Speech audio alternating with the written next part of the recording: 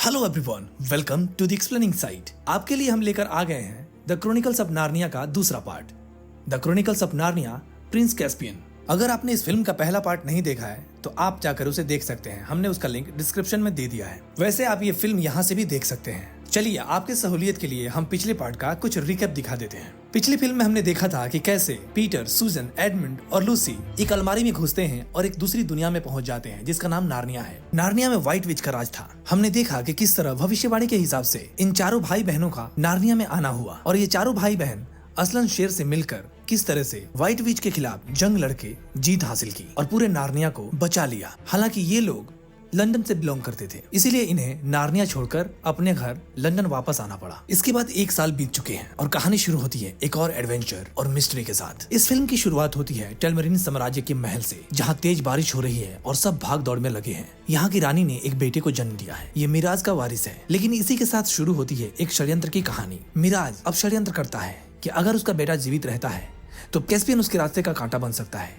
इसलिए वो कैस्पियन को चुपचाप मरवाने की योजना बनाता है। लेकिन कैस्पियन के शिक्षक डॉक्टर कॉर्नेलियस समय रहते सब जान जाते हैं और कैस्पियन के पास आकर उसे बताते हैं कि तुम्हारी जान को खतरा है। वो कैस्पियन को वहां से भगा देते हैं और साथ ही उसे एक हॉर्न देते हैं, वही जादुई हॉर्न जो कभी क्वीन सूजन की थी। वो कहते हैं कभी भी बड़ी मुसीबत में फंस जाओ तो इसे बचा देना। कैस्पियन रात के अंधेरे में घोड़े पर सवार होकर वहां से भाग जाता है, लेकिन उसके पीछे टेलमरीन के सैनिक लगे हुए हैं जो उसे मारने के लिए आदेश पर निकले हैं। घना जंगल, बिजली और तेज बारिश के बीच वो भागता है, लेकिन एक जगह पर उसका घोड़ा डर जाता है और कैस्पियन नीचे गिरकर बेहोश हो जाता है। अगला सीन दिखाया जाता है जब कैस्पियन को होश आता है तो सामने होते हैं 2 नार्नियन प्राणी, ट्रम्पकिन एक बौना और निकाब्रिक एक अजीब सा अंधेरे में रहने वाला क्रिएचर। ये दोनों पहले उस पर शक करते हैं कि यह टेलमरीन का वासी है, ये इनका दुश्मन है। लेकिन जब कैस्पियन इन्हें पूरी कहानी बताता है कि वह राजा मिराज के खिलाफ है, दरअसल कैस्पियन के पिता को उसके चाचा मिराज ने मरवा दिया था जो टेलमरीन राज्य के राजा थे। नियम के मुताबिक कैस्पियन अब अगला राजा था, लेकिन उसके चाचा को एक वारिस हुआ जिसकी वजह से उसे लगा कि अब उसका बेटा ही यहाँ का राजा बनना चाहिए। इसीलिए वो कैस्पियन को मरवाना चाहता है। इन नार्नियंस को जब ये पता चलता है कि नार्निया का सच्चा वारिस कैस्पियन है तो ये लोग इसकी मदद करने के लिए तैयार हो जाते हैं। इसी दौरान सैनिकों का खतरा करीब आ जाता है और कैस्पियन मजबूर होकर वो जादुई हॉर्न बजा देता है। अब कहानी दूसरी तरफ दिखाई जाती है, असल दुनिया में लंदन के एक रेलवे स्टेशन पर। पेवेंसी भाई बहन पीटर, सूजन, एडमंड और लूसी स्कूल के लिए गाड़ी का इंतजार कर रहे होते हैं। तभी अचानक एक ट्रेन आती है। एक अद्भुत सी शक्ति उन्हें चारों तरफ से घेर लेती है। अचानक से उस ट्रेन के जरिए एक पोर्टल टाइप का खुल जाता है और पल भर में ही ये लोग टेलीपोर्ट होकर एक जगह से दूसरी जगह चले जाते हैं, या यूं कहे तो ये एक दूसरी दुनिया में ही पहुंच जाते हैं। ये लोग अपने आप को एक समुद्र के किनारे सुनसान और जंगली जगह पर पाते हैं। उन्हें समझ में नहीं आता कि वो कहाँ पे हैं, लेकिन धीरे धीरे कुछ संकेत मिलते हैं। एक पुराना तलवार, दीवारों के निशान और फिर से सच्चाई सामने आ जाती है। ये कैर्न पेरावेल के खंडहर हैं, वही किला जहां उन्होंने पिछले एडवेंचर में शासन किया था। उन्हें समझ में आता है कि नार्निया में सैकड़ों साल बीत चुके हैं जबकि असल दुनिया में सिर्फ 1 साल बीता है। चारों बच्चे कैर्न पेरावेल के खंडहर में जाते हैं। वहाँ उन्हें सब चीजें मिलती हैं जो उन्होंने पहले इस्तेमाल की थी। पीटर की तलवार, सूजन की धनुष, तीर, लूसी की औषधि वाली शीशी। ये सारी चीजें उन्हें याद दिलाते हैं उनके पुराने समय की जब वो नार्निया के राजा और रानी थे। उधर ट्रम्पकिन अकेले यात्रा करता हुआ टेलमरीन सैनिकों के हत्थे चढ़ जाता है। वो उसे नदी किनारे मारने वाले होते हैं। तभी पेवेंसी बच्चों की नजर इन पर पड़ जाती है और ये लोग इसे बचा लेते हैं। ट्रम्पकिन पहले उन्हें पहचान नहीं पाता और यहाँ पर एडमंड और उसके बीच थोड़ी सी तलवारबाजी होती है। उसके बाद वो जान जाता है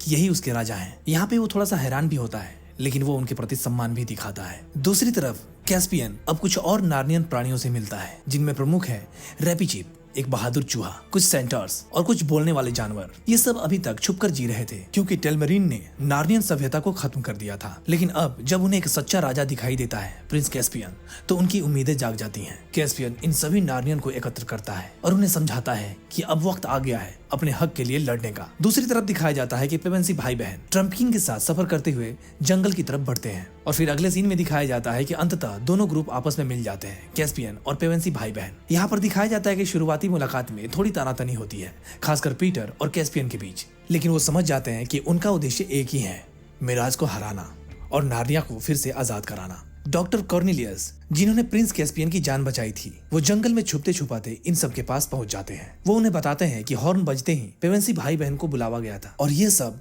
नसीब की वजह से हुआ है। सभी को यहाँ पर यकीन हो जाता है कि अब असलन जरूर वापस आएगा, क्योंकि असलन वो महान शेर ही नार्निया का रक्षक है। अब जब कैस्पियन और ये चारों भाई बहन आ गए हैं तो वो मिलकर एक योजना बनाते हैं जिससे मिराज को हराया जा सके। कैस्पियन की लीडरशिप में एक छोटी सी सेना बनती है जिसमें नार्नियन क्रिएचर्स, बोलने वाले जानवर और कुछ बौने शामिल हैं। पीटर, सूजन, एडमंड और लूसी अब इस जंग में फिर से शामिल हो जाते हैं जैसे वो पहले थे। कैस्पियन अब धीरे धीरे खुद को एक राजा की तरह महसूस करने लगता है, लेकिन अंदर से वह थोड़ा सा डरता भी है। वो सोचता है कि क्या सच में वो इस लड़ाई को लीड कर पाएगा। डॉक्टर कॉर्नेलियस उसे समझाते हैं कि नार्निया में खून से ज्यादा नियति का महत्व होता है। दूसरी तरफ राजा मिराज को अब जानकारी मिलती है कि प्रिंस कैस्पियन जिंदा है और वह नार्नियन प्राणियों के साथ मिल चुका है। वह अपनी सभा बुलाता है और अपने जनरलों को बोलता है कि यह बगावत है जिसे कुचल देना चाहिए, लेकिन उसके मंत्री ग्लोजेल और सोपेस्पियन उसे गुप्त रूप से हटाना चाहते हैं ताकि वह खुद राजा बन सके। इसके बाद अगला सीन दिखाया जाता है।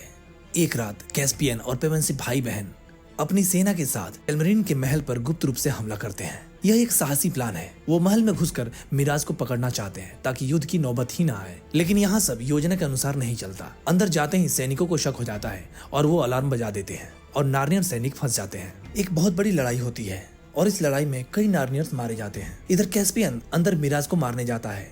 यहाँ पर बाकी लोग भी आ जाते हैं। यहाँ पर कैस्पियन अपने बाबा की मौत का बदला लेने आया होता है। यहाँ पर मिराज की बीवी को पहली बार पता चलता है कि मिराज ने अपने भाई की जान ली थी, लेकिन फिर भी वो ना चाहते हुए भी मिराज को बचा लेती है। मिराज वहां से भाग जाता है। इधर ये सब लोग नारियंस के साथ सैनिकों से लड़ते हैं, लेकिन अंत में पूरी योजना फेल हो जाती है और उन्हें महल छोड़ना पड़ता है। इधर जब ये लोग वापस आते हैं तो जंगल में लौटने के बाद कैस्पियन और पीटर के बीच बहस हो जाती है। पीटर गुस्से में होता है कि उनकी योजना क्यों फेल हुई और कैस्पियन को लगता है कि पीटर उसे पूरा नेतृत्व नहीं दे रहा। डॉक्टर कॉर्नेलियस स्थिति को शांत करने की कोशिश करते हैं, लेकिन इस टकराव से दोनों का ईगो सामने आ जाता है। कहानी आगे बढ़ती है। एक रात लूसी सो रही होती है, तभी वह जंगल में कुछ महसूस करती है। वह उठकर बाहर जाती है और उसे एक पल के लिए असलन की झलक दिखाई देती है, लेकिन जब इस बात को वो दूसरों को बताती है तो कोई भी उस पर विश्वास नहीं करता।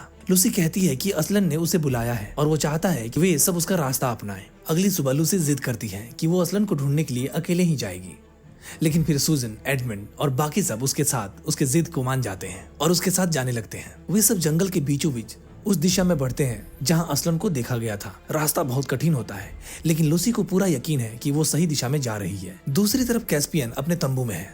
तभी निकाब्रिक और कुछ अजीब प्राणी उसे पकड़ लेते हैं। इन लोगों का मानना है कि नार्निया को बचाने के लिए अब अंधेरी शक्तियों को बुलाना होगा। वो एक जादूगरनी को बुलाता है और उसे एक अंधेरे राक्षस को पुनर्जीवित करने को कहता है। यहाँ पर दिखाया जाता है कि ये वही व्हाइट विच है जिसे पिछले पार्ट में असलन ने हराया था। व्हाइट विच को कैस्पियन का एक बूंद खून चाहिए और फिर वो इस दुनिया में वापस आ जाएगी। ये सब ऐसा ही करने वाले होते हैं कि तभी इसी बीच पीटर और एडमंड वहां पहुंच जाते हैं और उस जादू को रोक देते हैं। इसी बीच निकाब्रिक मारा जाता है और राक्षसी आत्मा फिर से वापस सो जाती है। अब सभी को लगने लगता है कि समय आ गया है। अब सिर्फ तलवार और युद्ध से नहीं बल्कि विश्वास और सच्चाई से भी लड़ना होगा। लूसी सबको बताती है कि असलन उनके करीब है। फिर दिखाया जाता है कि अब नार्नियन सेना पूरी तैयारी के साथ अंतिम युद्ध की ओर बढ़ती है। लूसी अकेले ही असलन की तलाश में आगे बढ़ रही है। घना जंगल है, लेकिन लूसी को थोड़ा सा भी डर नहीं लगता क्योंकि उसे विश्वास है कि असलन उसे जरूर मिलेगा। आगे चलते चलते आखिर एक जगह पर असलन सच में दिखाई देता है।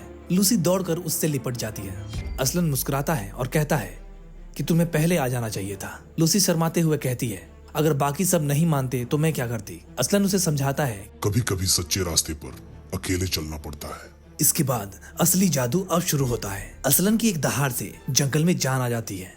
पेड़ हिलने लगते हैं और कई सालों बाद सोई हुई नार्नियन शक्तियां फिर से जागने लगती हैं। पेड़ों की आत्माएं जागती हैं और नदी की आत्मा भी उभरने लगती है। असलन की मौजूदगी से सब कुछ फिर से जीवंत हो जाता है, जैसे नार्निया वापस फिर से सांस लेने लगी हो। युद्ध का समय नजदीक आ गया है और दूसरी ओर मिराज और उसकी सेना नार्नियन किले तक पहुंच चुकी है। यहाँ पीटर एक चाल चलता है। वो मिराज को सीधा चुनौती देता है एक एकल युद्ध के लिए, यानी कि सिर्फ मिराज और पीटर लड़ेंगे। मिराज घमंडी है। वह इस चुनौती को स्वीकार कर लेता है। वो सोचता है कि एक बच्चे को हराना बहुत आसान होगा, इससे बाकी सेना डर जाएगी। लेकिन असल में पीटर की यह चाल थी कि इस चुनौती के माध्यम से वो समय को खींचना चाहता था ताकि असलन जंगल की सारी शक्तियों को जगा के एक साथ आ सके। अब युद्ध मैदान में दोनों सेनाएं खड़ी हैं, टेलमरीन और नार्नियन। बीच में पीटर और मिराज तलवार लेकर आमने सामने हैं। एक जबरदस्त तलवारबाजी शुरू होती है। मिराज ताकतवर है, लेकिन पीटर की चालाकी और अनुभव भारी पड़ती है। दोनों एक दूसरे पर वार करते हैं और सारे लोग सांसें रोककर देख रहे हैं। आखिर में पीटर मिराज को गिरा देता है, लेकिन उसे मारता नहीं। मिराज कहता है, मुझे मार दो बच्चे।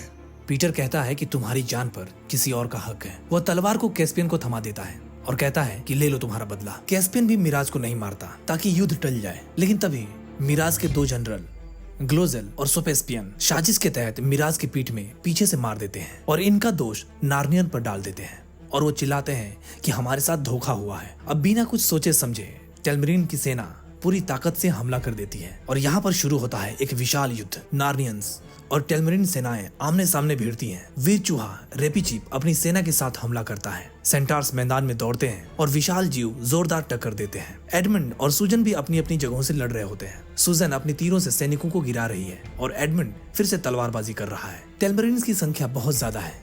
धीरे धीरे नार्नियन सेना पीछे हटने लगती है। इसी दौरान दिखाया जाता है कि लूसी और असलन जंगल से बाहर आते हैं।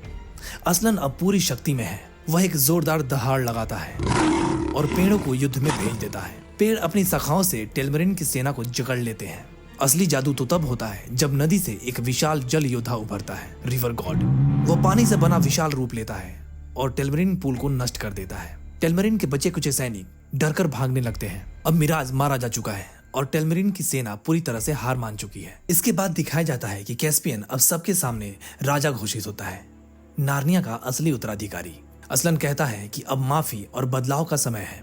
वह टेलमरीन सैनिकों से कहता है कि जो लोग लड़ना नहीं चाहते उन्हें एक नया जीवन दिया जाएगा, एक और नई दुनिया में। यहाँ पर दिखाया जाता है कि असलन एक जादुई रास्ता खोलता है। असलन टेलमरीन सैनिकों से कहता है, तुम में से जो लोग नार्निया में नहीं रहना चाहते वे एक और नई दुनिया में जा सकते हैं। असलन ने अपने जादू से एक बड़े से पेड़ के बीच में एक पोर्टल खोला है जिससे दूसरी दुनिया में जाया जा सकता है। कुछ लोग उस रास्ते से जाते भी हैं। अब नार्निया को एक नए नेता की जरूरत है। पेवेंसी बच्चे जानते हैं कि उनकी जिम्मेदारी अब खत्म हो चुकी है। असली उत्तराधिकारी कैस्पियन है। असलन उसकी ओर देखता है और कहता है, अब ये तुम्हारा राज्य है। नार्नियन प्राणी झुकते हैं और कैस्पियन को राजा कैस्पियन 10वां घोषित किया जाता है। फिर दिखाया जाता है कि असलन लूसी से बात करता है। लूसी उदास है क्योंकि उसे पता है कि उन्हें वापस असली दुनिया में जाना होगा। असलन उसे बताता है कि यह आखिरी बार है कि जब ये लोग नार्निया वापस आए हैं। अब वे बड़े हो चुके हैं और अब उन्हें अपने असली जीवन में आगे बढ़ना होगा। लूसी उदास होकर पूछती है कि क्या मैं और एडमंड फिर कभी वापस आ पाएंगे। असलन मुस्कुराता है और कहता है कि शायद, लेकिन अगली बार शायद किसी और तरीके से। बारी बारी करके सब एक दूसरे के गले लगते हैं और एक दूसरे से विदा लेते हैं। असलन से विदा लेकर सब अंदर चले जाते हैं। फिर एक पल में सब कुछ बदल जाता है। बच्चे फिर से वहीं पहुंच जाते हैं जहां से वे गायब हुए थे, यानी कि रेलवे स्टेशन पर। वही कपड़े, वही सामान, वही समय, मानो कुछ हुआ ही नहीं। चारों एक दूसरे को देखकर मुस्कुराते हैं। इनकी आंखों में एक अनुभव है जो बाकी दुनिया कभी समझ ही नहीं पाएगी। लूसी पीछे देखती है मानो कुछ देख रही हो, फिर धीमे से कहती है, वो फिर मिलेंगे। कैमरा धीरे धीरे ऊपर उठता है और बैकग्राउंड में असलन की आवाज सुनाई देती है, तुम मुझे हर जगह पाओगे, बस ढूंढते रहना। और इसी के साथ ये फिल्म यहीं पर खत्म होती है। ये वीडियो आपको कैसी लगी कमेंट बॉक्स में जरूर बताएं और ये भी बताएं कि क्या आप इस फिल्म का अगला पार्ट देखना चाहेंगे। और ऐसी ही मजेदार फिल्में आप देखते रहें, इसके लिए आप हमारे चैनल को सब्सक्राइब कर लें, बेल आइकन को दबा लें। मिलते हैं बहुत जल्द अगले वीडियो में। तब तक बाय बाय, टेक केयर।